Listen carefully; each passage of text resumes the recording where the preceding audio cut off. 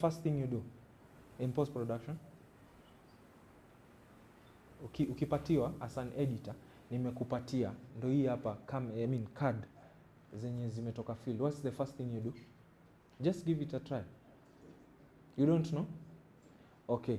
What's the first thing you do? What? Okay, backup. Okay, what's the first thing you do? Name and arrange. Good. What's the first thing you do? Watch all the videos. Okay. What's the first thing you do in white? Yeah? You back up the footage. So this process of backing up inaitwaje? How you bado kwa card, what do you do? I want to back it up. What do I do? What's the process? You copy. Okay, there's a term. Remember professional terms. What term is that? What do you do? You download the footage. Jamaa, nyi mna think out of the box. Just think simple. Kwani sasa kitu kwa WhatsApp ikiwa bado haijani, what do you do? You download. So mimi tena nimwambia, if I give you cards nimetoka field as a professional editor, what's the first thing you do? Okay, good. So downloading is what you say you're backing it up. Si ndio? So professionally, unafaa ukuwe na copies ngapi? Professionally, unafaa ukuwe na copies ngapi za kubackup? The guys in Somalia, they say that language they don't understand. In Somali? In English, I mean, they don't understand my English? Yes. Okay. Everyone understands English here. They're saying that other language that you're saying, they can't understand. The Swahili? I think so. Oh, okay. Okay. So I was asking, how many copies is it advisable you have as a professional editor in post-production? How many? 5. Why 5? Why not 10? Okay, how many copies of hard disk ya hiyo footage yako are you supposed to have? Give it a guess and reason why should you have. How many? 3? Why 3? Why did you say 5? Mimi napenda mtu nikimuuliza whatever is in your head just say, because I'm not criticizing you. I know you came here to learn, si ndio? So nasema this is right ama muni guide. Why? So still have many footages, so that when you lose one you have another backup. Si naambia don't think hard. Si ndio? So it's professional ukienda field ukiwa na footage kama umedownload. When you are doing your cutting, si ndio? Mwambie utalipia camera, will do what, blah, blah, and also you have to budget for that hard disk. Umeelewa? Yeah, budget for that, and they have to be 2. So when you are downloading as a professional editor, you have to download the first one, then copy this to this other one, right? Yes, because in case now I have footage and I have been paid, and my footage, maybe my hard disk got spoiled, nimeangusha chini imeharibika, ama corruption ya hizi viruses, though nowadays there are no viruses as that, where will you get other footage and you've been paid? So there are 2 ways of backing up, either physical or cloud, which is online, right? Yeah, you can either save your footage either on a Google Drive or on clouds or physical. At least you should have. Why online? Because you can access it anywhere. Why physical? Because also when there is no internet you can just plug and play. Sawa. Okay, now we have our footage here. So the first thing we've already downloaded, we'll open the DaVinci Resolve. You see the way it is, the DaVinci Resolve? Yeah, these are the colors. This is its shortcut on your machine. Once you install it, that's how it is. So there's a free DaVinci Resolve app that is available on Blackmagic Design website. Ukienda huko, you can download it. So it's free. And there's also a professional one like this ours, which has more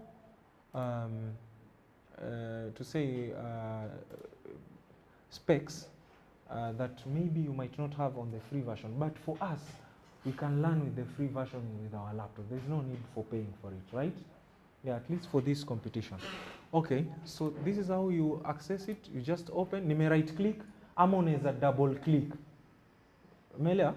It is so simple. Anyone who doesn't know how to right click or double click, you right click, press open or just double click. Like any other application like Google, Netflix, that's how you do, right? Then, while here, these are projects that we've been working for. So, these are projects that we've been working for, and you can see they are titled, they are named. Unboxing, episode 5, sign language, there is Dunbain, sign language, there is Cafe Maisha, there is copy of unboxing, there is Cafe Maisha. These are projects. But for us, we want to start a new project, right? So I'll just click here once or double click, na mmeona imefunguka. Isn't it? Okay, I'll close it. I'll do it again. This time around, I'm double clicking and it's opening. If you come down here, you'll see it opening, okay? Just double click. You know, it's more or less loading. Here it is. You give it some few minutes. And I'll be rushing in the tabs so that at least I know you're supposed to leave.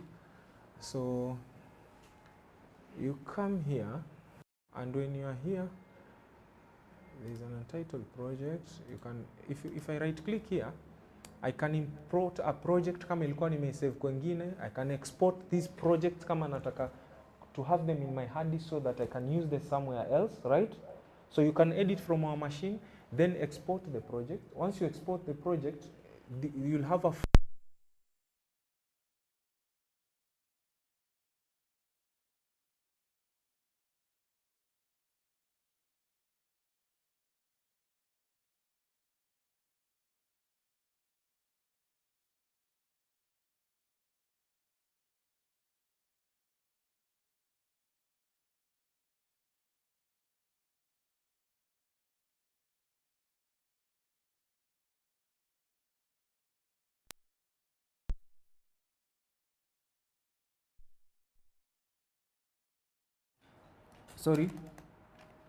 East Africa competition, right? Competition.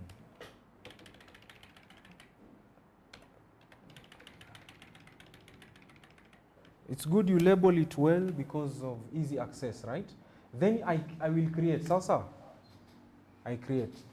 How many of us have used Adobe? How many? Almost all of us. Final Cut? Almost all. Isn't it the same process? Yeah, so simple. Okay. Now, hapa chini kuna tabs, right? They're here. I can click here. I can click here. I can click here. These are the tabs that I want us to go through in a few minutes. Because all this information you can get online, you orient yourself. But you didn't know about it. I've told you that, guys. This is now the DaVinci Resolve. DaVinci Resolve, you can do everything in it.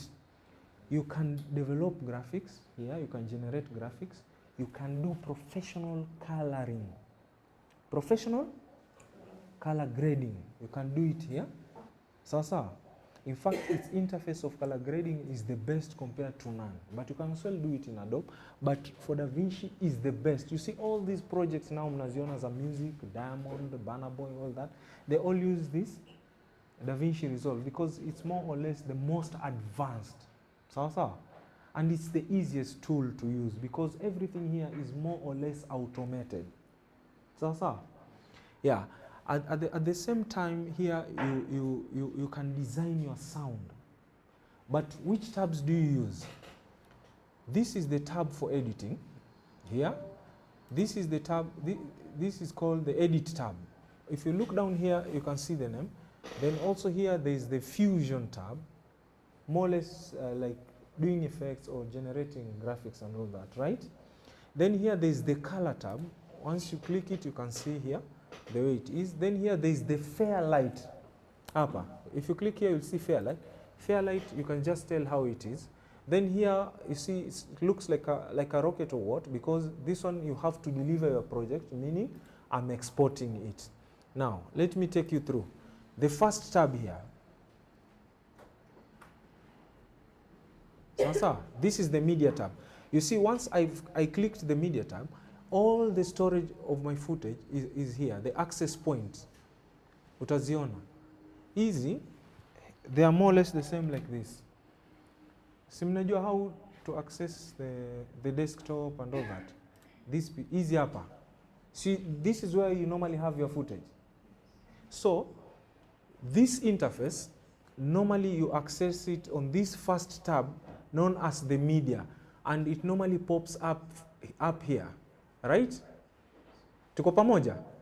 Okay, if I click it here, mtaona hapa itafungua whatever is in there. Then I will double click. It's not supposed to take time. So you see, everything is here. If I double click here, here is the clip, right? Here is the clip. Okay. I can click this, and I have all the yesterday's footage is here, right? So it's good when you're doing your preview, you want to know footage yako umeweka wapi, utaiona hapa. Sawa sawa? Now, there's also this tab here. Hii tumesema inaitwa nini? Cuts. Sawa? Here, once you so nimeonyesha hii interface yenye iko huko chini and all that, but sijamaliza. There's another tab here inakaa kama nyumba, imeandikwa project manager, right? The project manager. If I click it, it gives me all whatever has been saved in form of projects. Si mnaziona? Suppose someone has come and they ask, is my project in here? Once you click the home tab here, the project tab, they will all resurface or reappear on your timeline here, and you can, if I click it, it will open here. But you can see ours is here, the 2025 East Africa Film Competition, right? But it has no thumbnail or picture because there is no footage that we've imported. So I'll close it up. There is another one here. It looks like a nut, but it's written project setting. If you click project setting, inakuonyesha the resolution for your timeline. Ndio hii hapa. It's 1080 HD. We know the formats, ndio? Yeah. So all the formats are here. You want to do 4K and all that is here. But then again, nowadays there are what we call reels. Unajua reels? Reels is the vertical. If I click here, use vertical, it'a change. And angalia hizi zina change hizi hapa. See? Are you seeing that? Zina change the format.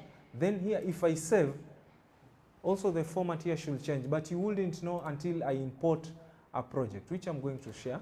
So here is what we have, all the formats, and you can change, you can learn more on it. So we said here we have the cuts and media because you can also let me go up here. Up here you have the DaVinci Resolve also. Here you can click, you get the About DaVinci Resolve. Here there is keyboard customization. The keyboard customization, it's your normal keyboard. Sasa, suppose you want ukiclick C, ndio iko ina cut. See, you know the basic meaning of cutting and all that.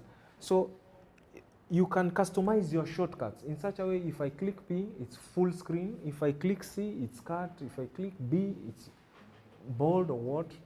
But they have preset formats. DaVinci has preset formats which are completely different from other softwares like Adobe and all that, right? Like for example, in Adobe, if you click it, C, what command are you giving it? Cut. But DaVinci is B. Do you know the meaning of B? Bled. It's more or less the same cut, sindio?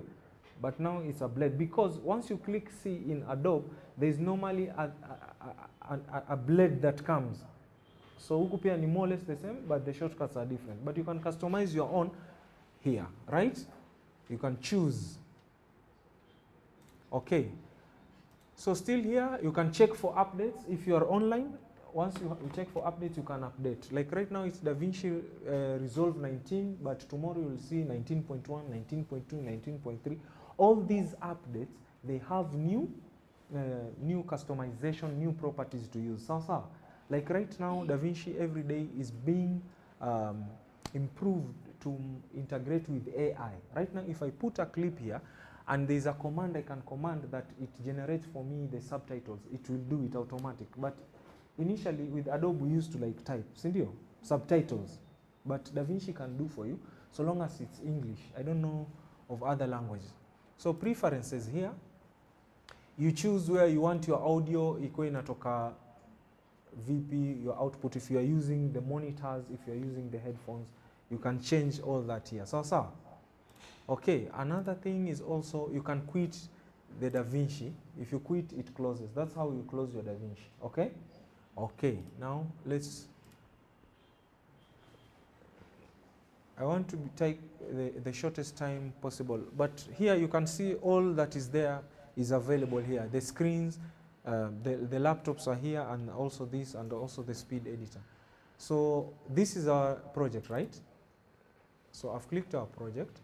Now, file, if you want to do a new project, you can also open it for him. Open recent project, all those projects are here. New timeline, close current timeline, close project, save project, import project, import, you can export, import. All that project manager is here, whatever is down there is here, project settings, whatever is down there, project notes, you can do notes here.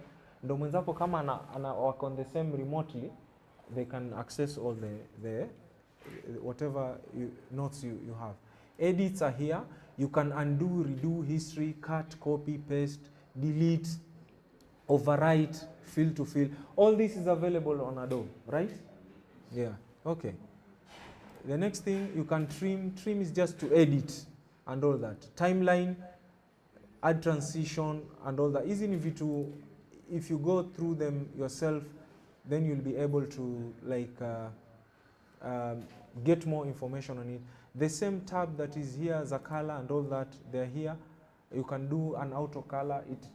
It's like more or less like white balancing and all that, right? The Fairlight ni huku chini ya sound, it's here. Then here is the workspace.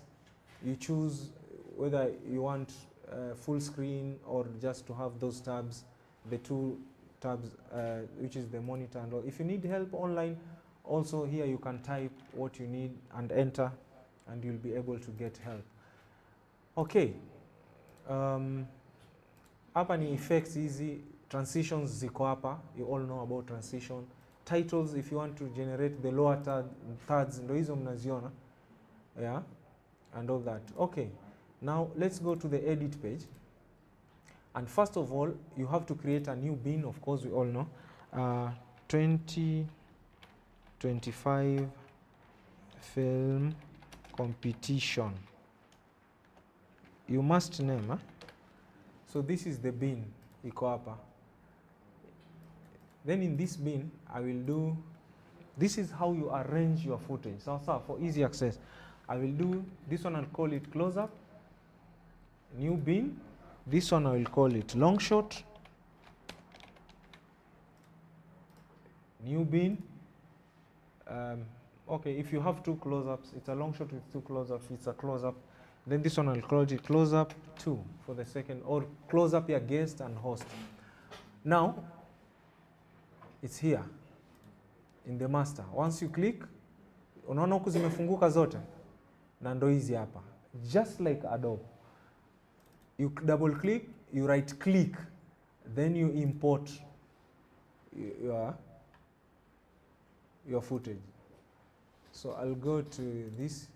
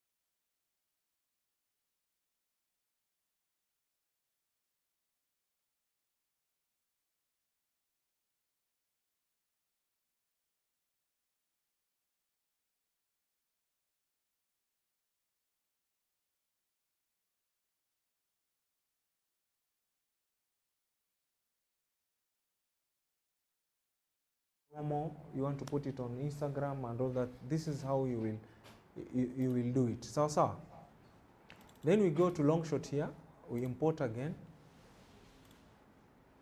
If there is a clip here, you click. Here is our Longshot. So but now I want to show you something. Hapa kuna 2 tabs. If I click here, these tabs will activate to being 2 or 1. And now, if I pull this to my timeline here, mnaona hizi tabs zimekuwa mbili, si ndio? Hii ni ya ku-preview. This is the preview tab here. I can preview what I want, and if I preview, just like any other software, if I click in here, you've seen I've initiated the in. I'm marking it in, right? And I can choose up to here, then I mark out. Then I can pull this clip to my timeline. So I've chosen whatever I want, right? If I play here, then it's playing here on the program out here. So this one is for preview here, as we said. If I hover around this clip, it's there. If I insert it in my timeline, then once I play, or the space bar, it will play there. So simple. I know there's nothing new you're learning, but now, while on this, there are safe areas that you're supposed to consider, right? Safe area. If I have a phone, give me your phone. Where is your phone? If I have my phone, then there are safe areas that once I export my project, if I do not consider my subject on my timeline to be in the safest area, unaweza ona huyo mtu aonekani ametoka out of the safe area. Simshona clips zingine mtu aonekani. For instance, let's do here the vertical resolution. If I do this, here's the vertical resolution. So unaona yuko kwa safe area tumuoni, but I can correct it here using this tab inaitwa inspector. Hii ni zoom, si ndio? It's the normal zoom. So I can do this, na pia ako sahi kwa safe zone, right? But how do I know my safe zone? That's what I wanted to ask you. How do I know? I must mark my safe zone. So let me go to the horizontal. Then I'll come here, right? So I'll here, oh no, not here, sorry. The view. Then I'll go, angalia hapa kuna zoom, what, all these are things you can learn on yourself, but you have to activate the safe area. Si mnaona hiyo imekuja safe area? Aya, so but this is just the outer bit of it. Normally there is a tab somewhere here. Yeah. Ukiweka zote mbili inapotea, but nikikliki kuja moja itakuja. Here is the safe area markings. So while here, mnaona za vertical ziko hapa. Sawa sawa? You can choose. If I click this here, inaonyesha hiyo ni vertical. If I click this, that is the safest area. But now I have to mark the center. I have to know where the center is. So here it is. I will click, and there is a marking that has been is appearing here. Have you seen it? So this is my center of my clip, and now there is here the title, right? If I click here, title, it means that all your graphics should be placed here, and this is for the 16:9 or the horizontal resolution if you're using it. So there is vertical and there is the landscape or horizontal, sindio? So inamaanisha for anything that is placed in here, be it graphics or what, specifically for graphics or the titles, then you are safe here. Sawa. Let me try and import any graphics that is here. We see if intro, export, Mother's Day project. Just a minute. If there are any graphics here.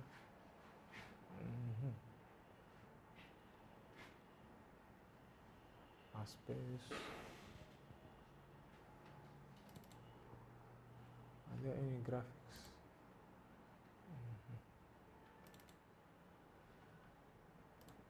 No graphics. graphics. This PC.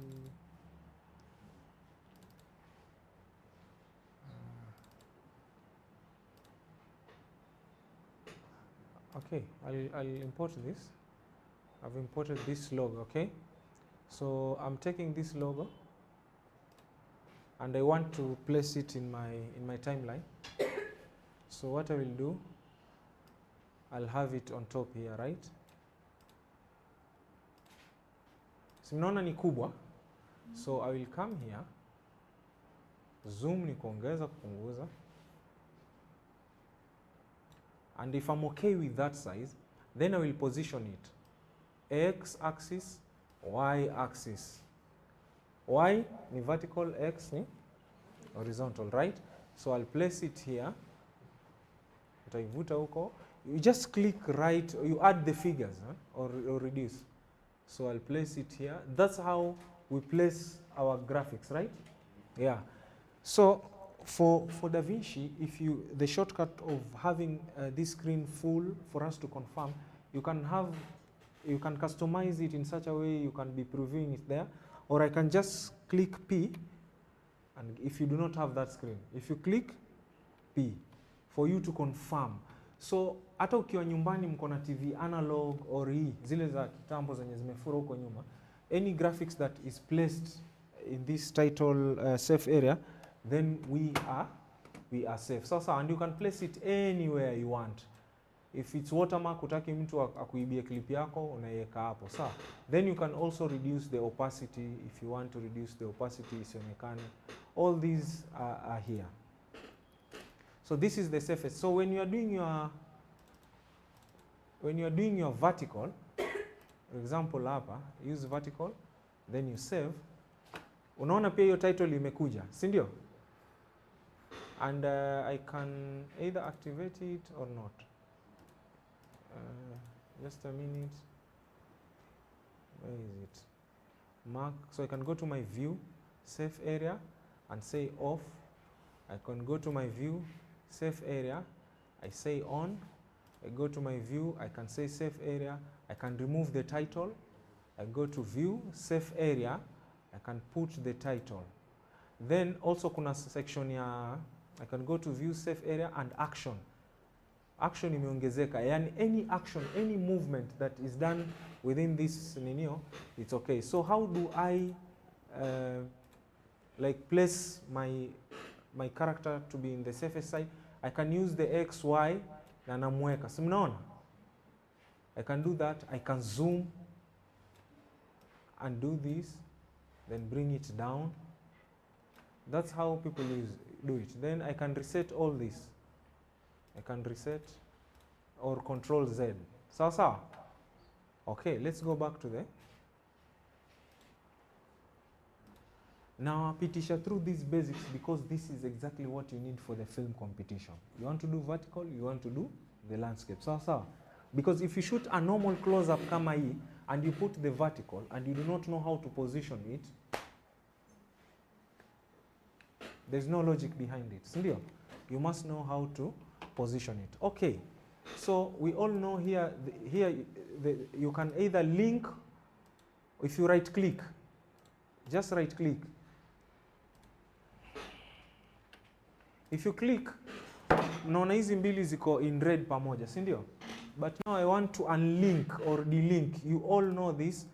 It's the same thing, but here you right click, you come down here, you link clip or not. You can choose to do your audio in terms of editing or video.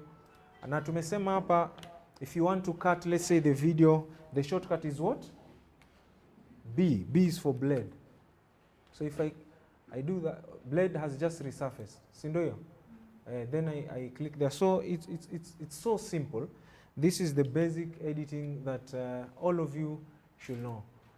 So I can even import here my close-up. Just a quick review.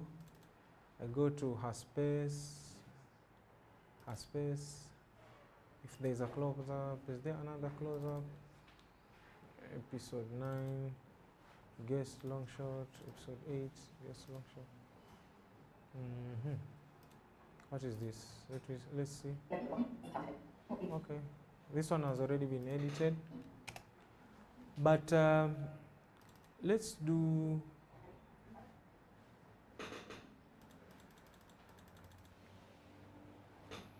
Control Z, Control A. Let me have the long shot here and the close up. So the long shot is like this, and they are talking, and I want it until here. So I will control B. If I control B, itakata. Si tumeona? If you want to revert it to where it was, Control Z. Control B, Control Z. So Control B, I'll do that.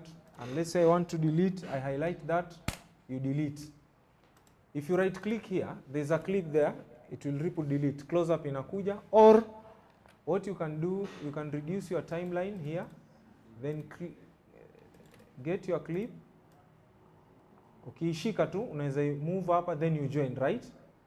Ukijoin utaona hizi kuna connectors hapa inakuonyesha imeconnect, na kama zikuonyeshi and you are past that, ujue umekula hii clip ingine. Sawa?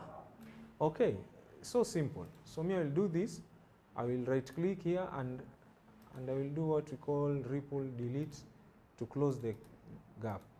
Hizi vitu ziko pia kwa nini. And if you want to collapse hizi mbili, you click here. If you want to collapse this so that you have a bigger space to actualize whatever you want to actualize, that's what you do. Now, if then we have this, it means I can play. I'll move it close here so that iende kwa hiyo shot ingine.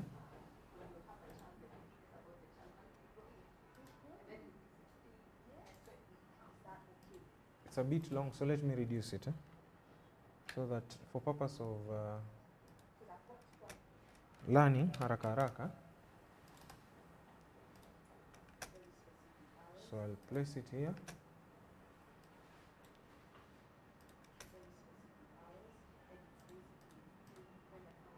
So this is our shot. It's playing, of course, itaenda huko kwa nini nyingine. Now tunaona kule, that is the same thing. There it is. Simeona hiyo, that simple. Okay. Now, let's work with these two clips. I want to work on its audio. Kuna kitu hapa inaitwa inspector. Hii si ndio nimekuwa nikionyesha ku zoom in and out and all that, si ndio? This inspector thing, all these are inactive, but there is a tab that is active, which is the video. So in the video you can do your zoom.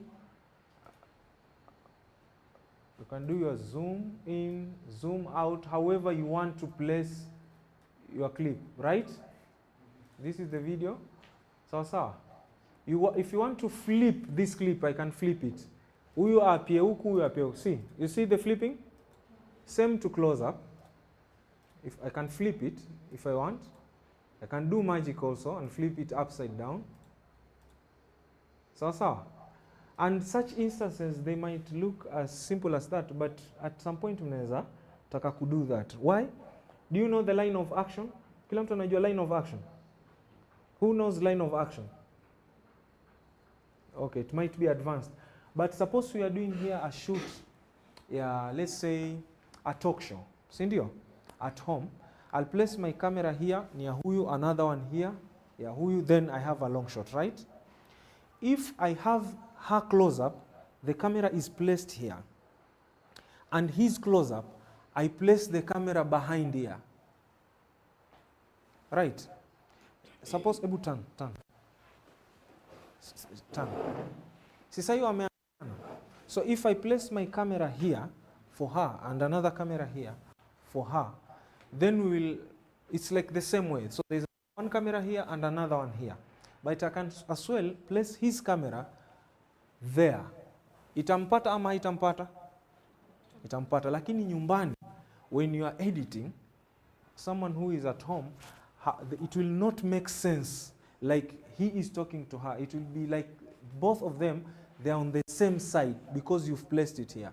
So there is an imaginary line here known as line of action, which you are not supposed to cross. Okay? So all cameras must be here.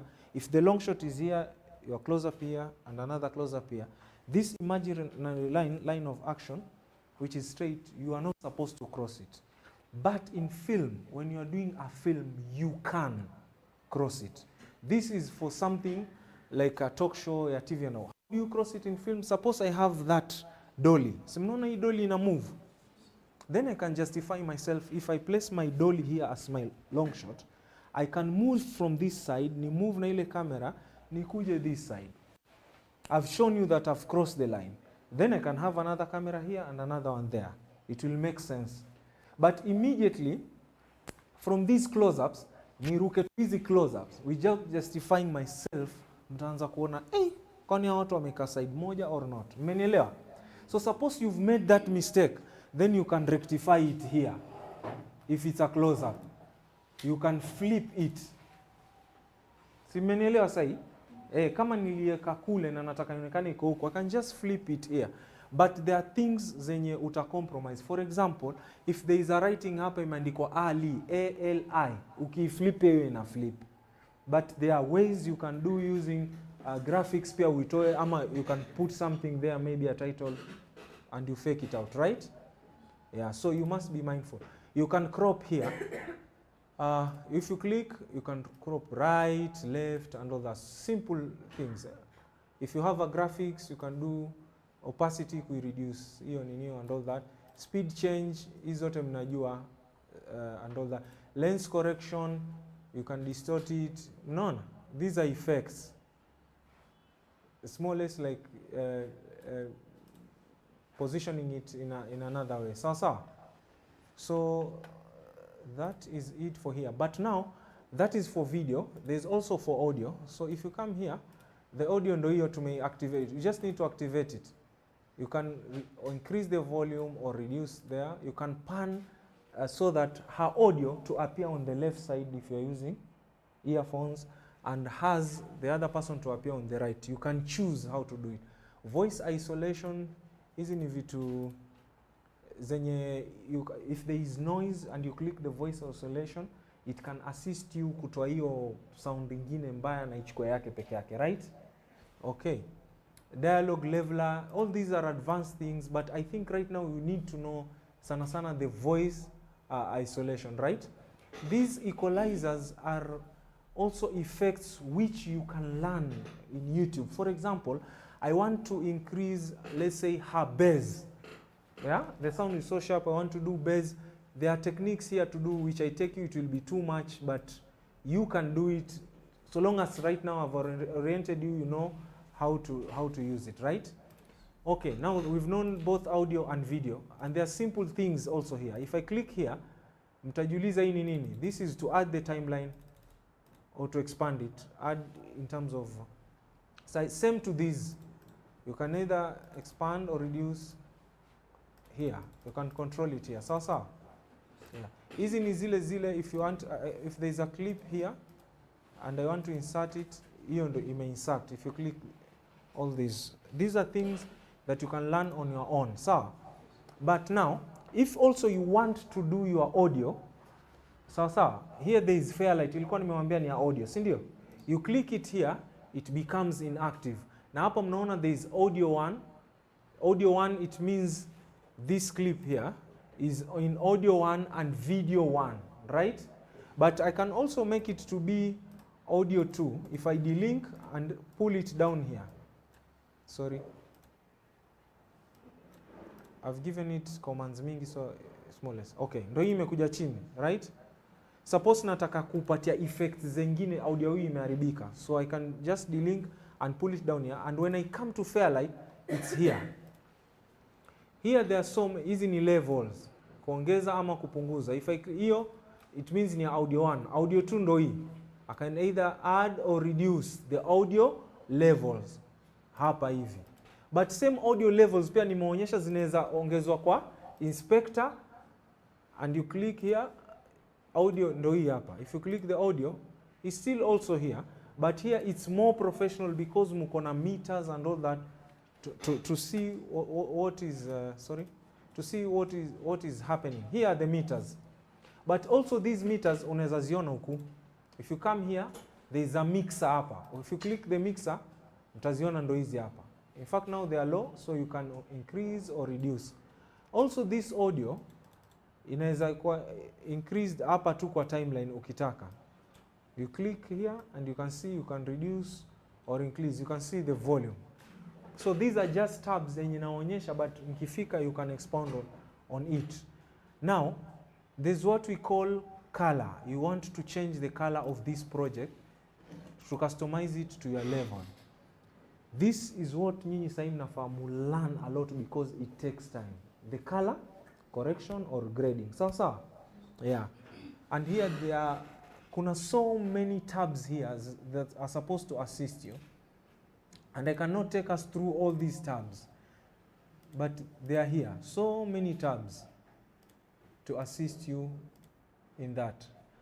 I'm only taking you through the interface mujue ni nini to develop the urge so that you go home and download this in your laptops so that it assists you in the competition. Sasa, so mkitaka kukala mtakuja hapa tu, and it is so simple. Once you click this clip, zile clip zetu zenye ziko huku kwa timeline, ndo hizo zitapia huku kwa kala. Si ndo hizi? So I can click here na ndo ile, I can click here na ndo ile tunaiona. So that screen is representing this screen here. Si ziko mbili? Ndo ile kule, and that is what we are using for color grading. So it's there. So here, and there are these tabs here. So if you click here and you do anything here to do with the brightness, the gamma is here, the gain. These are more or less look like very professional terms that are hard, but if you go kwa YouTube, you'll get all this information. If you go to the Blackmagic app itself, the web app for Blackmagic, zitafundisha what is the meaning of gain, what is the meaning of gamma, lift, and of, but hizi zote ni light, the shadow, the brightness, and all that. In these, but now, unlike Adobe, we are a little bit simpler. Hapa wametumia these professional terms. That's why when I introduced this session, I said, guys, there are professional terminologies to use in production, right? Yeah, because suppose there is something miss na umeenda kwa client na anaanza kukupeleka hivi ni kama hataki kukupa do yako. Utamwambia, the gamma was so up, I could not offset it, blah blah blah, and eventually they can't defend themselves. Si atakupatia do yako. Yes, the same way anasa atakwambia hii ni bacterial infection sijui inaitwa nini, and the vein also you should equip yourself with such terms, isn't it? Hizi vitu mingi sana sisi tunaenda watu tunadanganywa. Pia sisi si kudanganya lakini kutumia werevu. Yeah. So all this is what will assist you in terms of coloring. Alafu sasa guys, there's these tools here. Hii inaitwa nodes, So if I right click here, I'll add a node. Mtaona either serial node. Serial ni za kufuatana. For example, if I add node and say serial, utaona inakuja hapo. Sawa? If I click on it, I add another node and say parallel. Just a minute. Just a minute.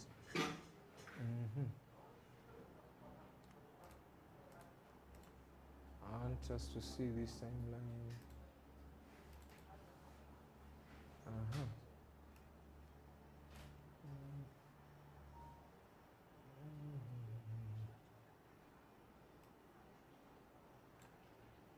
To reduce this. Why is it inactive? Just a few minutes. I want to see my time. Or not.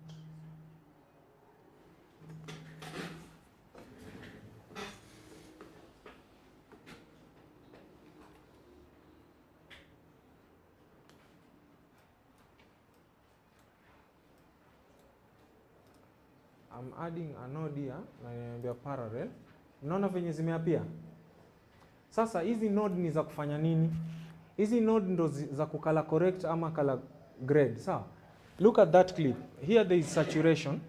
So in this node I just want to add saturation. So here it's 50.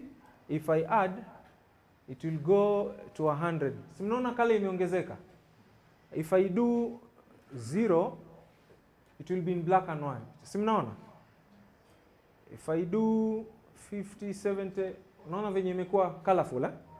So if this node nime instruct hii ni a color, I can go to this other node and niseme hii I want to kill all the shadows. If your clip has shadow, I want to color boost to make it more colorful. See?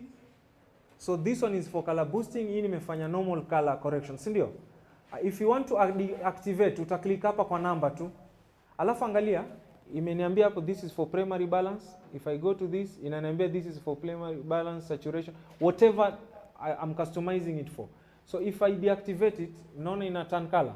Kule color inapungua. If I deactivate it, inapungua. I can activate.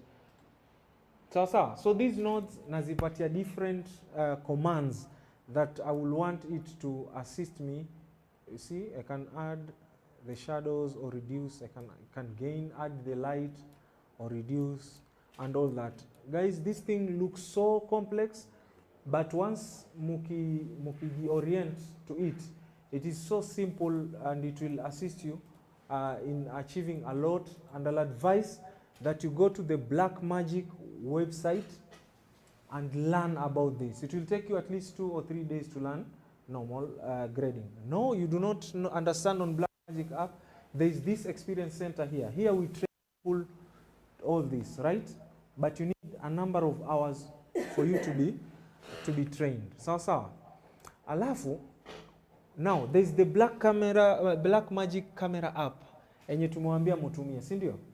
Reason it's because kuna ambao mweke na kwa hizo settings utakuja hapa kwa hizi effects and let's deactivate all this. Let me reset all these nodes.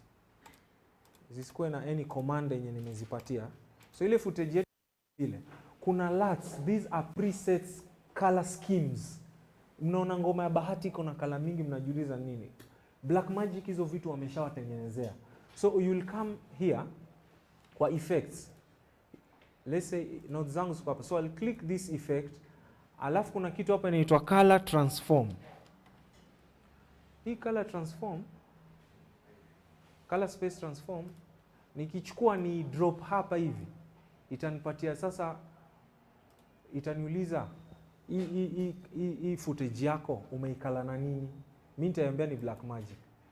Nikipatia Blackmagic utachoose sasa scheme. Angalieni kule color venye ina change. Naenda kwa sai 4.6, angalia color ina change. Naenda Blackmagic design video, color ina change. Angalieni kule tu. Kule simnaona sasa imechange, imekuwa darker. So I can choose here. Ina change. So what are these? These are LUTs. Yani these are presets color scheme zenye ukichoose. Alafu ukikuja hapa kwa hii node nyingine utake sasa kuchange the saturation, all that, zinakuwa even much better. So nyinyi mkienda kwa editing mtasema mulishoot na Blackmagic app, si ndio? So you'll click that, mweke hapo. Then once you come here, there's what we call dynamic range. Dynamic range is the range at which you manipulate your video. Either ikuwe na color mob or reduce the color or the brightness or the darkness. So once you have these LUTs, then you give it the power to have a higher or lower dynamic range. So msione mbona si tunashoot na kamera yetu na yetu hata tukienda editing, once we add the color it's not as beautiful as Nyashinsky's. It's because they are using these things. Nyinyi ilikuwa mjui, si ndio? Guys, they are here. Using that phone, you download the Blackmagic camera app. You come here, you can do a lot. There's a lot that I can teach you or not because of time, of course. But I believe I've covered whatever you need to know. How to open it, how to open the DaVinci Resolve, how to master or code your shots here, what you call storage, ndo hizi nimeonyesha. Alafu there is how to do audio, I've shown you, and how to color, I've shown you. Now, there's one thing that also needs to assist you. Apart from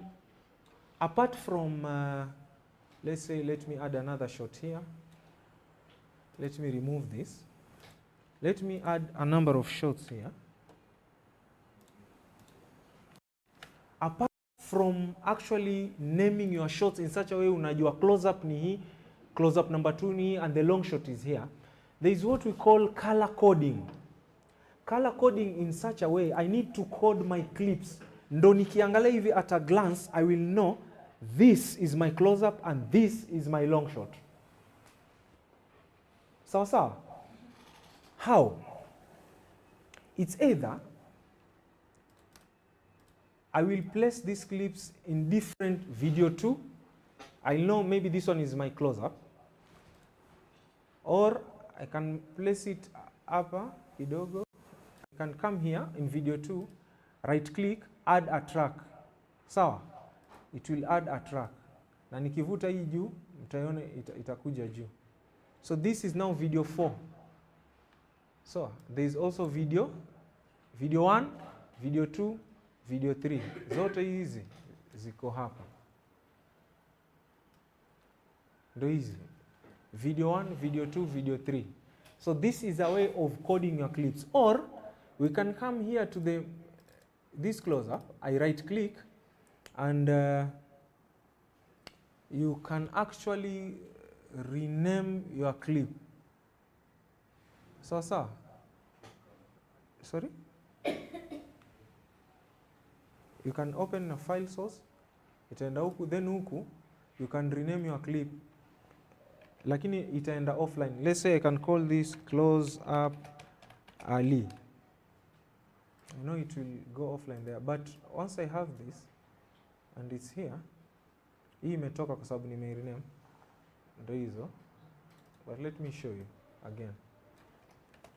I will ikikuja, simnaona imeandikwa close up Ali. So you can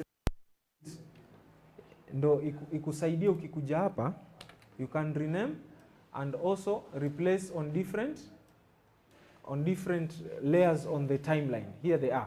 But another way which is also so effective, which I'm advising you to use because it's colorful na itasaidia pia usichoke akili, is if you click this and you right click, utakuja hapa kwa clip color, right? I'll give this color orange. I come here, clip color. I'll give this color purple. I come here, clip color. I'll give this color what? Brown. So I'll know this is a close-up, this is a long shot, this is a what? I will know. If I pull this, na ni clip hapa, nichukue niweke hapa. If I'm editing, hata zikikuwa mob vipi. Once I come here, I'll know this is a close-up, I'll know this is a long shot. Si ndio? By what we do, color coding. You can tell hii ni gani, and even the levels. And you can choose as many color as possible. Because nyi kuna zingine mnaita cutaways. You can decide your cutaways or your cut-ins to be in purple, or your colorways, your cut-ins to be in beige in color. And once you have a condensed timeline, this is how it will look like. So once you're like this, you can tell which shot it is, right? Sasa, once you've done all that, and you want now to export, you've levelized, you've done your color, you come here, you click, once, the first thing, you're supposed to mark, you do in, and you do out. Sawa. So this is what I've marked in and out as my project. Then I'll come here to deliver. I will click deliver. Ndo hiyo. How do I know that this is what I will export? Utaona hapa kwa render imekuambia in and out. Itakwambia either entire timeline, kama timeline yako iko clean haina kitu, or you want just to export from the in and out ranges. Na hii timeline you can condense it here hapa hata uione. Ndo hii. This is the in and out. Sasa you come here, you title file name 2025 film competition. Location, una browse. I want to put it on my desktop. I'll come here, let's say if it's on a desktop or anywhere, desktop, I'll save. So hapa mnaona, imekuja kwa desktop, right? We want to render, ndo easy. So you choose the format. You can do QuickTime. So you know formats, have you been taught about formats of a video? The best and simplest is If you want MP4, you'll do MP4, of which MP4 is the simplest. So if you click MP4, itakuja huko. The resolution here is automatic, not unless ulikuja huku ukachoose vertical. Si mnaona hata imejichange automatically? Yeah. So you can also change your format while exporting, lakini sasa the positioning itakupatia shida. All these other things have customization, but the simplest form is just leave it as it is. Umeelewa? Because they are presets. Then you come here, add. Close. What have I clicked? Add to render queue. Timeline 1. Unasema save. Ndio hii hapa imekuja. Si ndio? I can add again. Zitakuja mbili. Sawa. Then you say render. Ndio hiyo ina render. Unaona? Ina export sahi, and immediately it's done exporting, utaipata kule kwenye tumeambia ikue kwa ninio. Yeah. You can stop the exporting if you can and come back and do some edits if there are any edits you want. Now you can come here. Let's say if it's a file, you want to do a new project, you do open recent project, any other while still editing, you can open another one, you confirm something. You can come here and do a new timeline. Now we name your timeline film 2, create. So angalia, timeline nyingine ndio hiyo film 2. Sawa. You collapse, you have here film 2, you want it back, you come here, you find your why do I need two timelines? Maybe timeline moja na edit scene 1, timeline nyingine scene 2, then naweza zichukua hizo zote niziweke kwa a single timeline ni export. That way is also another way of coding your project. So timeline 1, hii timeline 1 ni scene 1, scene 2. Ukiclick tu hapa naweza ichange ikuwe scene 2. I can come here, timeline, create new timeline, scene 3. And it's here. If I click this scene, itakuja. Scene 3, nimeweka hiyo. Scene 2 is empty, naweza ika hiyo. So if I click scene 2, itakuja. Acha nione, you see the difference. Scene 3, it's apricot. Scene 2 is apricot. Scene 3, I'm giving it another color. Let it be violet. How do you know it's changing? If I click, si mnaona colors zina change? Yeah. Now, if I collapse this, I open, it's good. You also have a new bin. Na hii bin uite timelines. So all your timelines, kama sahi, do we know all our timelines where are? We have to come here and see, hapa iko. Kwa long shot, ndio hii timeline 1. Kwa hivyo nitaichukua hii timeline 1, nitaingisha kwa timeline. Timeline 2 iko na n? Hakuna. CU iko na timeline 2, iko na scene 2 na 3. Nazichukua zote, naziweka kwa timelines. Sawa. So if I come to timelines, I can decide I want scene 2, I'll click. I want scene 3, I'll click. I want timeline 1, ndio hii timeline 1. So simple, si ndio? Color coding. If you go to, there was an interview being conducted by BBC, and the first question ilikuwa inauliza, how do you plan your work, or how do you code your work? This is how you are supposed to code your work professionally, right? First of all, name all your clips. Sawa. Tena naweza andika hapa, I can do hii. If it's a series, I can do scene, let's say scene 1. I can do scene 1, episode 2, close up Ali labda hata ni character. This can happen. You can come here, you do scene 3. That's how you can do. Easy bins. Take for example, all these bins, kumbe ni za episode 1. So I'll come here and do episode 1. Alafu nichukue hizi clips zote, nizianze kuzingisha hapa. Unaona? Hii ni episode 1. Sawa. This is episode 1. Sorry. Episode 1. It's here. You collapse it, episode 1. I can do new bin, I do episode 2. I can do another bin, I do episode 3. All hizo zote. In such a way you just come here, click, and all, hata hizi timelines unaweza zitoa kabisa uziweke huku kwa main.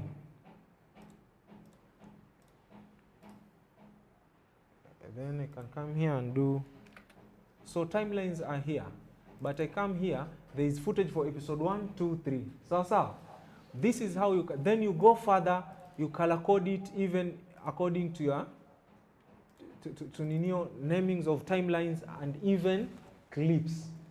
That's the only, in such a way you can do notes for any other editor. Umwambie close-ups, color brown, long shot, color brown, timelines in this folder, and me, I can come open and be able to do all this. So now there's this gadget here.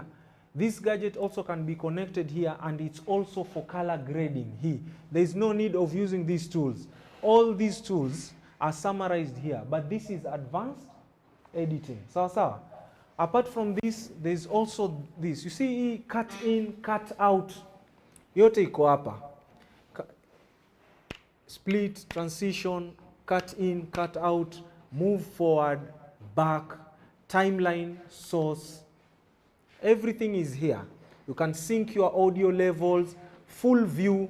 See, full view yetu tulisema nini? P. It's here also. Full view, ripple, delete ile ya space. So everything that mimi nimewapitisha iko kwa hii for the inaitwa speed editor for normal editing. Then for color grading or post production is here. Also this does audio, and there's also another tab for audio. So that is the display inaitwa DaVinci Resolve Mini Panel. Ndo hii. It's simply this. This is for color grading. So if you are a professional na umepewa job, let's say na a big company like Safaricom, and you must make sure that the project manager for Safaricom should visit your studio space. So once they come, unamchanganya na hizi vitu, they will understand why you are charging them 1 million or 2 million or 50,000. If you want to be paid 100,000, you use the normal editing. But you want to be paid 1 million, show them this. They will pay you. There is no need of them physically visiting your office, but once you have BTS and you post them on your Instagram, mi nikiona, I'll want to get associated with you, right? I will give you that job. Now, nyi mtauliza, sisi tuko shule, we do not have all these gadgets. Mbona hao wanatuonyesha hizi gadgets zote? Yes, because you are the next producers. You will get funded, you will get employed in an NGO, right? Once you go there, they will ask you, what kind of equipment do you need? Si utamwambia hizi, so for them to understand why we are paying you the salary 100K. But kama unalitaka kulipa 20 ama 30,000, enda utumie tu those normal machine. I bet you will be paid that way. So. But you want to be professional enough, is this. Now guys, there is this tab for audio. You must have professional audio monitors, either headphones zenye unaweza sikiza ile audio levels. So. And there are levels for audio. Mshafundishwa levels for audio? Bado Okay, kuna mtu hapa pia take through. It's either utazi monitor na hii, ama there are those speakers that are there. Sido iblete moja waone for audio monitoring. Mtu anaweza jiuliza hizi ni why? No. You must know your levels of audio monitor. There are two ways of monitoring audio. Mnajua ni gani na gani? Either or, because there is a mixer here. So this mixer, where is it? There is a mixer normally here. Mixer.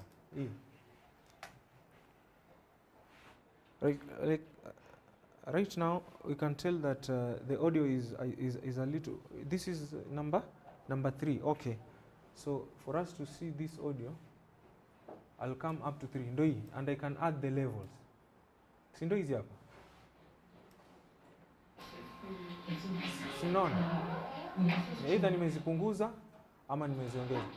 So if it hits red, it means it's overpeaking.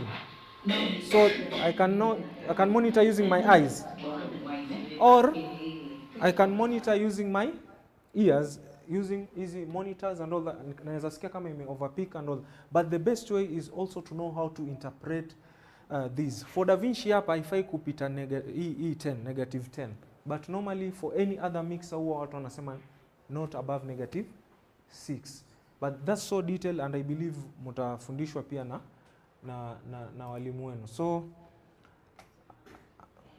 I believe I've gone through a detailed analysis of the DaVinci Resolve. I know kwamba sahi nikija nikiwaambia hapa fungua nini, there is only a certain stage yenye mtafika muelewe. Like Khalid, this is the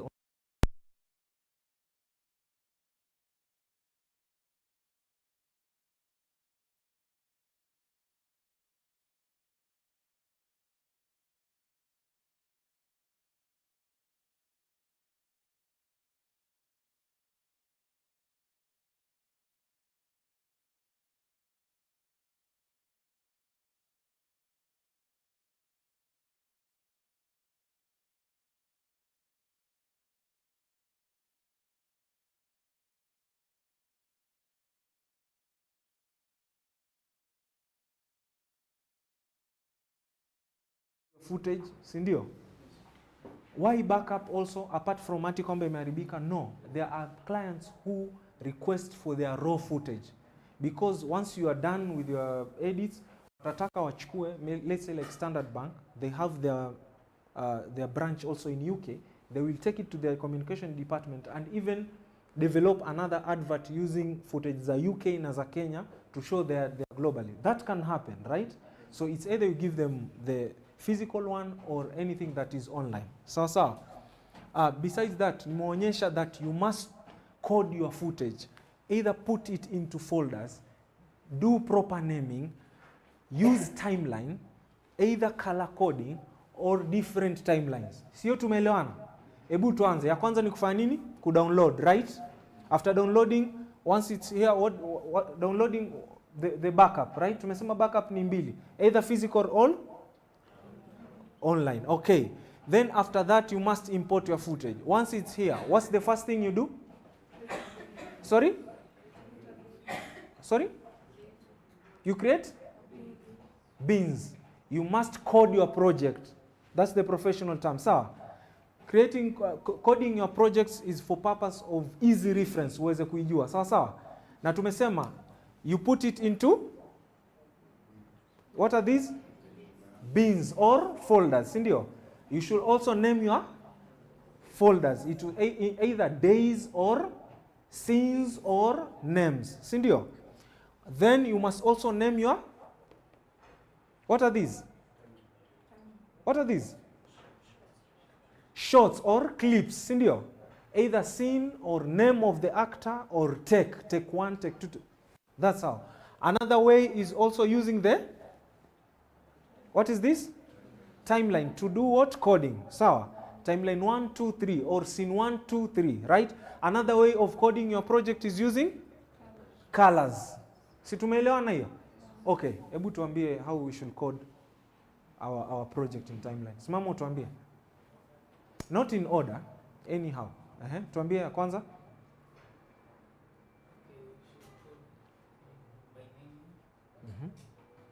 The first step is to download. After downloading, you do?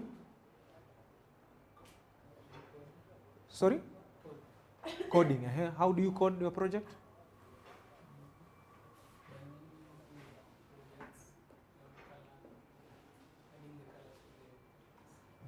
Okay. Guys, the first thing ni bins. Sasa. After bins, clips. Sasa. After clip, timeline. Sasa. After timeline, clips, color coding. So simple. The first thing ni nini? After bins ni nini? Clips. After clips? After timeline? Simple. The first thing ni nini? After bins? After clips? After timeline? Simple. Hiyo ndio nilikuwa nimekizungumza kuanzia mwanzo mpaka mwisho. Sawa sawa? All the best. Any question? Yes? Yo. Can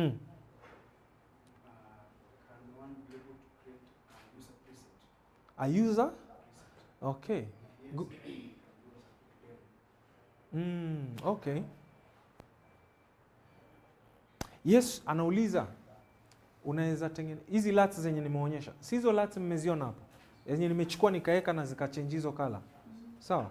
Anauliza can you customize and make your own? Yes, you can. Because you can do that and export it. Uiweke in such a way when you want to use it in another project, you import it. Sawa sawa?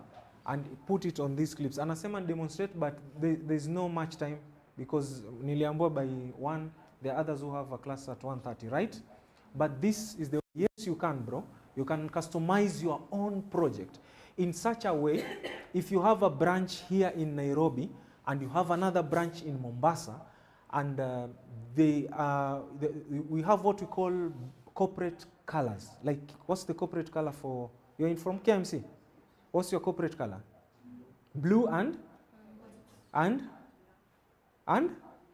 There are 3. And? Black. See, there is black in KMC. Yes. So those 3 color codes or corporate colors, there is somehow or some way that you can do your grading in such a way, your graphics and the scheme or the temperature of your clip ziingiane. Unaona? Is your clip is so much green and like the blue and black and what for KMC, right? So if then you've developed a customized template for your color grading, the scope of color, you can export it, put it online, or share it with your branch, communication branch in Mombasa, whereby once they shoot with the same settings of the camera, they can just do what we call copy and paste or plug and play. Na ikuwe scheme ni the same, so long as settings ni the same za shooting. Sawa sawa? Yes, so hii DaVinci in so many ways enye ni advantageous to us as students or professionals in the industry. One, this project here can be accessed anywhere online because this project can be stored on cloud. So if you store your footage on cloud and this project is on cloud or online, let me not use cloud, online, on Google or any other space where you want to store it, it means any person who is anywhere and they want to access this project, I'm an editor and a colorist is in Kisumu, they can just log in and edit and access the same project venye iko. Tena hii DaVinci, if I close it right now, it is a smart feature. It's not analog whereby I have to do control save every time. No. Immediately I click it, hata say moto ikienda, it will just open here. That's why it's the most advanced software. Sawa sawa? Yeah, so if then you're working remotely, it means anyone can access it and they can use the customized LUTs that he's talking about to do all this. Listen, how many tabs do we have here? 1, 2, 3, 4, 5, 6, 7. Sindio? You guys are producers, are directors, but it's good you learn also editing, good audio, both in field, studio, and sound design. It's good you know, so that you can customize your project. You see all these tabs, 1, 2, 3, 4, 5, 6, 7. Hizi ni jobs za watu wangapi? 7. Kuna mtu kazi yake ni ku-arrange tu footage. That is the production assistant or the continuity guy in the field mwenye ako na zile codes. This take is good. This is their tab. Maybe this person is in Kisumu. These 2 are their tabs. There is the main editor. This is their tab. Is in Mombasa. They can work on it. The fusion, which is the graphics. This is their tab. So once I click these tabs, utaona tu the same timeline ndio hii, lakini now for color grading. Sio nilionyesha. The same timeline but now for audio. Hizi kitambo hizi zote hazikuwa kwa hata even kwa hizo Adobe. This level of professionalism is not. That's why this is DaVinci Resolve by Blackmagic. Angalia, if you click here, let me show you one thing.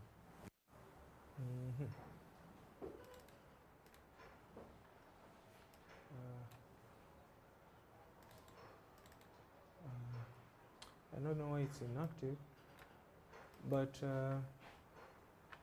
if you click here, up here,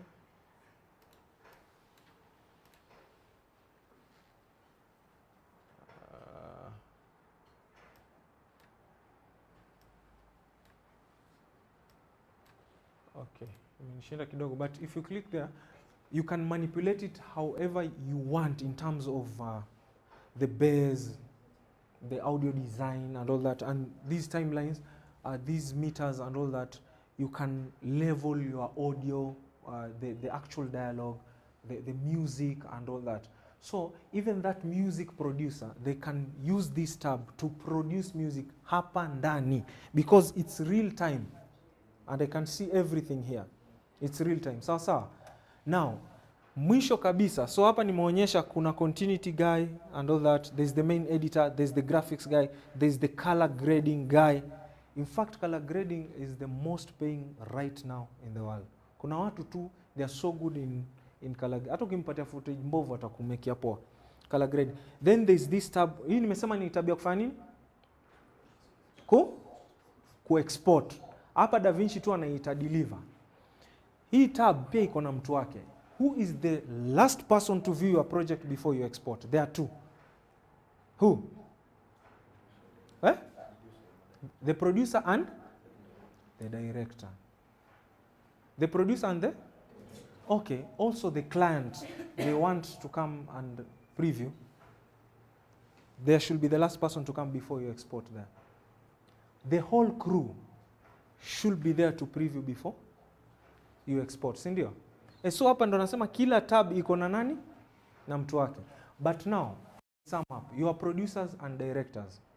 At an advanced level of film and theater, maybe learning, you are being asked what is the role of a producer or a director in pre-production. Sawa. What is the role of a producer and director in production, and what is the role of a producer and director in post-production? In production, there are a number of departments, si ndio? Hizo departments zote, si ndio hizi hapa? Watu wa lighting, nini? Lighting si ndio wanakuja kwa color. So, there is a role for you as a director and a producer in lighting from pre, pro, and here during post-production. So, what, you know the meaning of cinematography, si ndio? So how you manipulate your lighting during actual production matters a lot on the output that you will have during this tab here. Because wewe ushaelewana that you collaborated with your cinematographer and your lighting gaffer, the color scheme that you are using, then automatically once you come here, you know what presets zenye ule alikuwa anasema za LUTs za color kutumia to achieve whatever you want to achieve in terms of corporate colors. Si mnaelewa hiyo? Yes, because films are not just made. No. You should know that I'm making this film, what kind of tone should I have?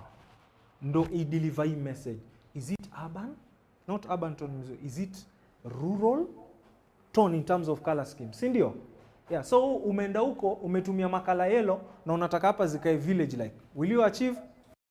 You can achieve because you can manipulate it here. I know you'll say no. Mnanielewa? Aya, so any other question? Yes? About keyframes when like you want to add or use them while adding sound in a specific place, maybe. So does DaVinci like does it is it necessarily like you use alt, I don't know what, like to mark that place, or like it has them already? The shortcuts. Yeah. Okay, alikuwa anauliza shortcuts instead of using the mark in, mark out, in that I told you you can customize it, didn't I? See, I showed you here.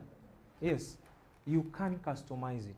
And the best way, because I cannot go back, when you open this DaVinci, just go to YouTube or Blackmagic app, ask how do I customize my keyboard in editing for DaVinci. You can decide EN can be for marking in, M can be for out.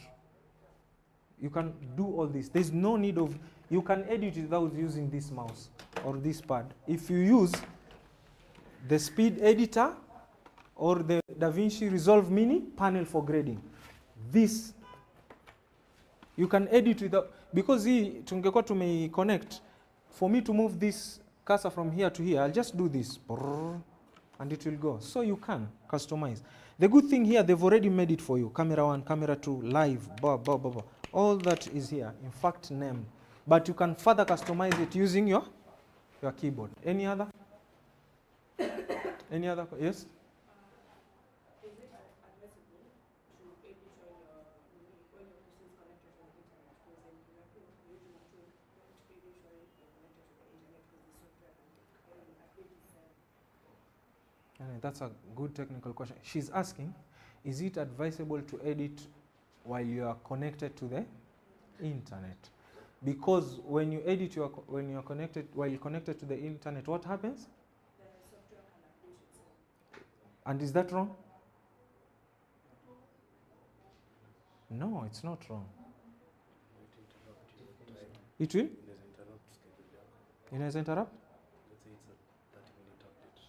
But if you have a latest version, isn't it better for you? It is better for you. In fact, you see any update, it's good to update. But there's a reason why you are told. There's a professional software and there's a cracked one. A cracked one can also be professional, lakini ume bypass, ume crack, you didn't subscribe to it. If you didn't subscribe to it, definitely if you are online, they will shut it down. That's why whoever is advising you not to be online, they are telling you not to do that. Because that is not a paid for or a subscribed, or it's not a professional tool. It's good to use professional softwares. Unaelewa? It's good to use professional softwares. Because hizo cracked zingine ndo zinakuja na hizo ma virus zenu zinaharibu machines, right? Yeah. So it's good. This DaVinci Resolve, it's free online. But you want the free version, there are certain aspects haina. But also the paid one, if you buy, whoever will win the competition and they get those cameras, it normally comes with this DaVinci Resolve.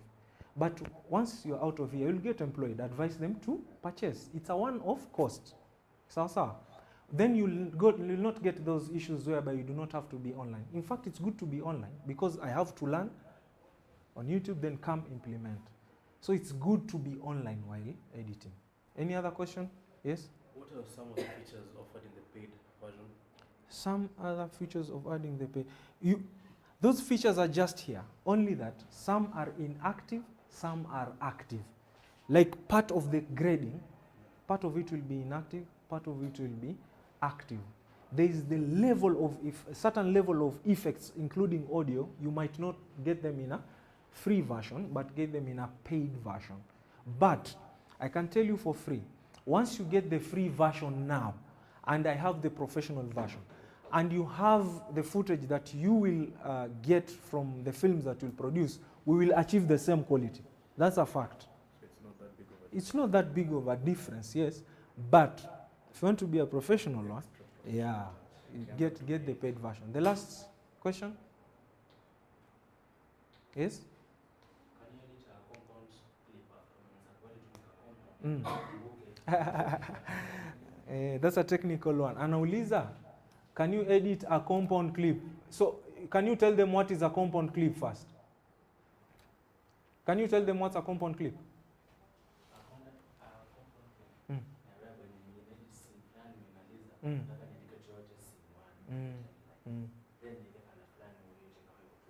Yeah.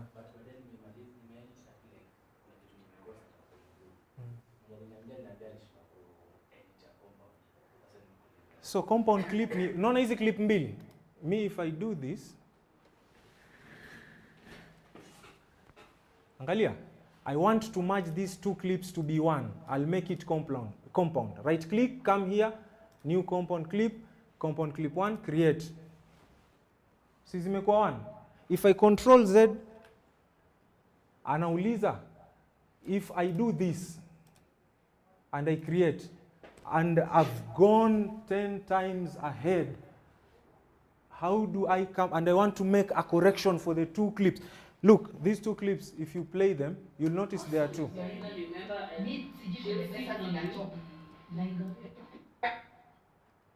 Oh, okay, let me do, this is close up, this is long shot, okay? Let's do this for easy demo. So new compound clip, angalia imejiita 2. Na ndo hizi hapa, compound 1, compound 2. So angalia, that's the long shot, And if you move ahead, there is, but it's here it appears as a single. So he is asking, what if later I want to edit the close-up alone without the long shot? Will I be able to do it? Yes, you will. How? Before you make such decisions, see, you have this timeline. Just open a new timeline, right? Once you open a new timeline, copy, paste. So in case there is a blunder, see, I'll just come back to this and remove this part. Na niende kwa hiyo timeline nichukue hizo mbili na niziweke hapa na nifanye na zirudishe compound clip. Right? Besides that, this project every time there is a cache huwa inasaviwa hii project. Kwa sana sana kwa local disk. Mnajua there are two local disks.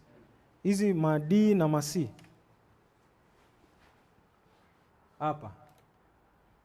Mostly huwa inasaviwa I think kwa C. So ukikuja hapa kwa ninio uandike cache. Utaona kwanza itakuja. Alafu unaweza andika hata DaVinci. Just search. Itakuja hiyo clip. You will get to know utaipata hiyo cache. Ukienda kwa hiyo cache ukiopen utaona every time hii project imekuwa ikiji autosave, inaji autosave na minutes or time. So unaweza jua the last time I edited this compound clip was 8 am. So you'll go to 8 am, then right click, open that project. It will open for you.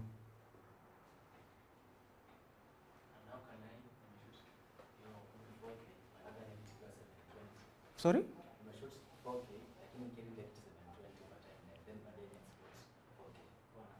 Okay, there is timeline resolution. Hapa kwa timeline hapa. There are two ways. Hapa kuna hizi ma playback resolution. Naona hapa, simeandika playback. The resolution. So what you can do, suppose I've shot it in 4K. Hizo resolution huwa ziko kwa nini, ukitaka unaweza enda hapa, ukitaka unaenda kwa playback or kwa film. Suppose I shot my project in 4K. See, it's a big but DaVinci will not hang, not unless your machine is slow. If you've shot your project in 4K, this DaVinci will not hang because your project is 4K. No, your machine will hang because of its spec. But if your machine has a good graphic card, it will play.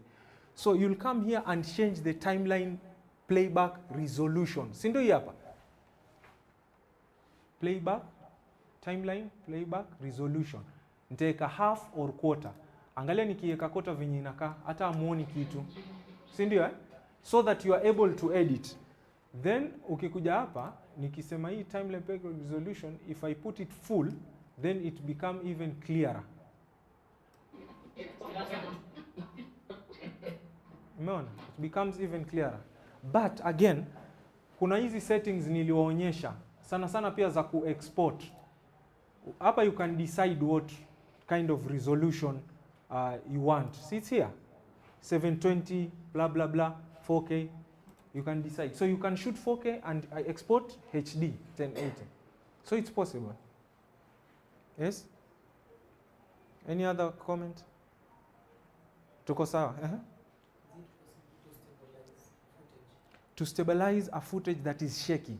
Suppose I've shot a footage that is shaky. Is it possible to stabilize? Yes, it's possible to stabilize. In fact, mkikuja tu hapa, hii inspector si ndo nimeonyesha you can either do audio or video. So sa kwa hii tu, kwa hii, if you come down here, if you come stabilization ndo hii, you activate this tab. Ukiclick stabilize, ita stabilize. Angalia ina analyze. So if your footage was shaky, it will stabilize. But now, what kind of shaking are we talking about and stability do we want to achieve? If you as will shoot hivi na simu sana, it won't like give you, it will be jelly-like. So the level of shaking that is required here professionally is one that you use the gimbal. You know gimbal? Later you see though. You see this is a gimbal, right? Ziko za simu, ziko za the actual camera like those. So at least here, this gimbal is able to, it's on a 3 axis, because like this, they can go up, it can go down, it can do portrait, it can do vertical. So at least if unaona it is smooth, but inaweza onyesha kama because you are human in terms of controlling it, it will be shaking. So once you put it here, it will stabilize in such a way utaiona iko super smooth. Mtu anaweza ona ni drone, but umeshika hivi na mkono, I will tell, because there is no this gimbal with a 3 axis inside. You know, this one is more or less like a shock absorber. So you can, I've shown you how to stabilize. It's there even in Adobe. Any other question? We are good, eh? So there's an exam here we have to do for every, because there is lunch, isn't it? So if there is lunch, there is an exam. 3 questions. So whoever passes, they will go out for lunch. If you fail, and it's so technical. Can I issue the exam? Hautakula lunch hapa. Okay, so I think we are good, right? This is the end of my session. In case of any other question, we are here. You can ask. You can come to the Experience Center also and learn, right? We are online. Myself, Highway Audiovisual is online. You can follow them, and in case you want anything, you can also DM. There's also the email bit of it. You can drop an email, and we connect because we are all film. Okay, clap for me, please.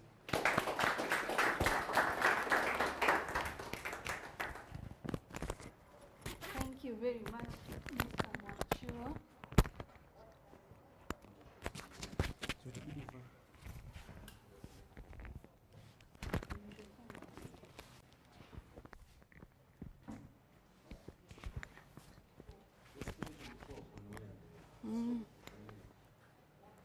Thank you very much, Mr. Mwachua. And you've learned, right? So we've come to the end of day 2 session. And if you have a question, you can remain behind, interact with the equipment. If you have a concern, the team will still be here. For those of us who are following virtually, thank you very much for your time. And we look forward to communicating more. Sawa sawa. So you're free to leave. Yeah, one of our own was a vote of thanks.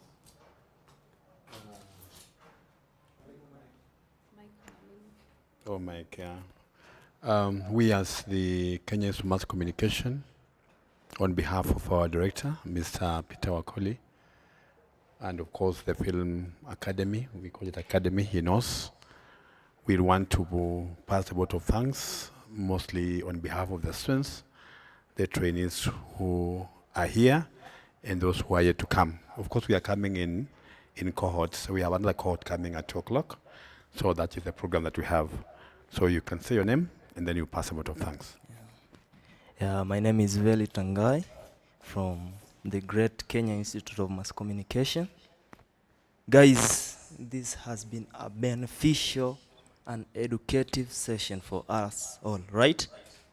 Kuna mtu mwenye hajaelewa kitu hapa? Okay, for me ni mtu mwenye napenda kufanya field work sana. Lakini at least hizi vitu tumefunzwa, at least sasa inaweza enda nikakaa bench na mimi nikasema I can do 1 2 3.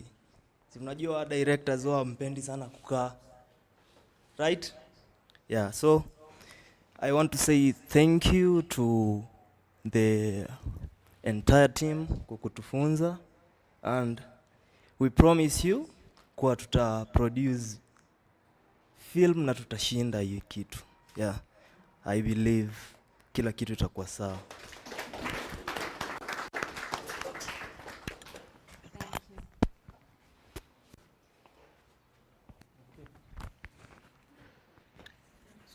I think we are done, right? Yeah. Yeah, so all the best. Tomorrow there is